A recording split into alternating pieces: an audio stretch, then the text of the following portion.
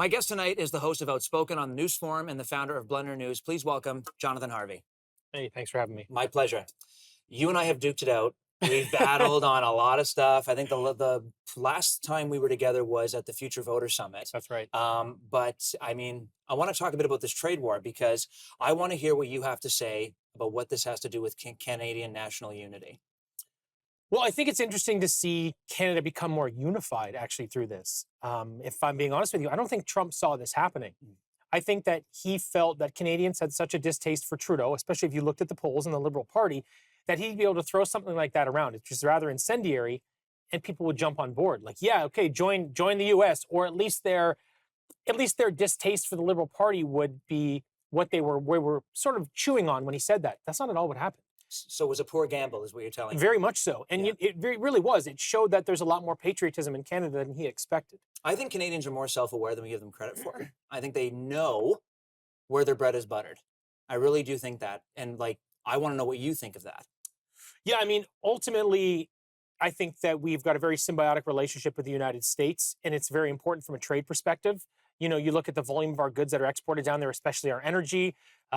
They're our largest trading partner. We are not as significant to them. We're their second largest trading partner, but only around 13% of their goods. So it is a little bit of elephant versus an ant. I think that does come into play here. But there are ways for us not to depend so much on America, and maybe that's the direction we need to go. In fact, if it were my choice, that's the direction we would go. We would leverage more of our natural resources and we diversify our trading partners.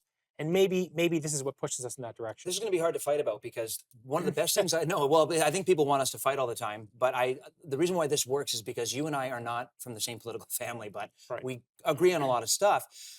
The best thing I heard come out of all of this was that Canada was never actually supposed to be a G7 country. We were let in by somebody when Pierre Trudeau was the prime minister because Right. they felt that Canadian values represented European values as well. I mean, like, how do we keep this national unity going? Because I talked about in the monologue about how this is a 365-day-year job being Canadian. Right. And we can't pick and choose. Well, I think it's a tall order. The problem you have is right now there's some unity because we have sort of a common enemy, let's call it. But eventually this is going to curtail and people will go back to the same sort of divided political factions we were in. In fact, if anything, I would say that this gave the Liberals a boost in the polls, which I didn't really expect. So you're going to see actually more polarity, I believe, once this is over, unfortunately. Well, they're going to be picking a new leader. We don't know who it's going to be. I'm sure you could do a whole episode on who you think it's going to be, probably. But they've had a boost in the polls. Yes. Poilievre's polls are going down. Yes. Has he cooked his goose? No, not at all. Look, here's the challenge you have right now.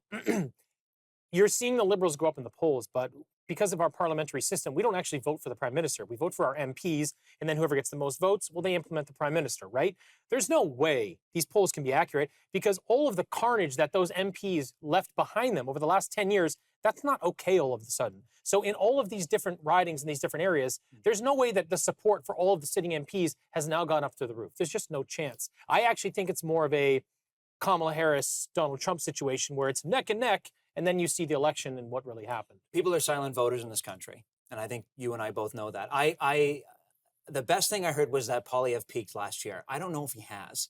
And the only poll that I actually believe, because I know what Ontario is like. Yeah. I've worked in a lot of Ontario elections. I've worked in a lot of federal elections. It's a ruthless province. And I think the Ontario poll would be the only one that I would remotely believe.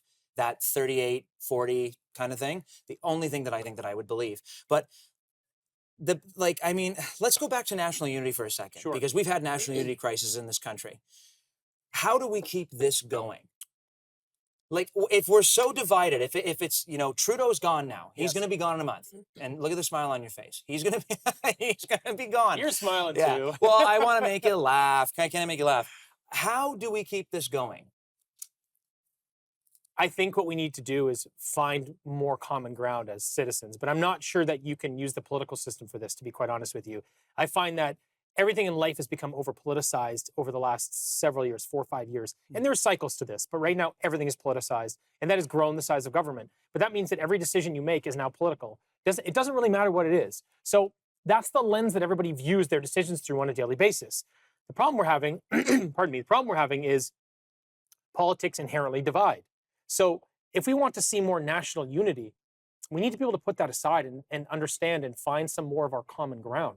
The reason our culture works is because we do have common ground. This is why people do get along. This is why people love one another. This is why you love your neighbor and all this other stuff. And to be honest with you, that got torn apart through COVID. Kind of like what we're doing right now. Exactly. I got to cut to a commercial, but we're going to fight when we come back maybe. Let's see. It's about the Ontario election.